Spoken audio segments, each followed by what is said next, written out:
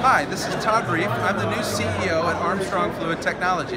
I am here in Dubai at Intersec 2020 on day one.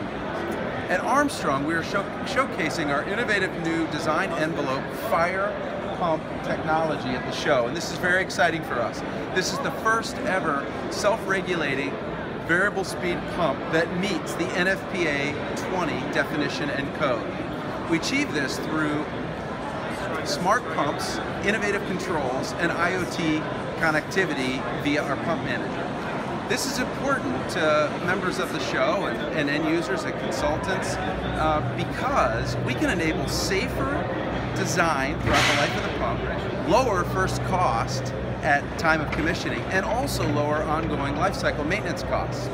We do this by designing smartly, so you need fewer unnecessary pressure reducing valves in the system, and overall that's a more clever design.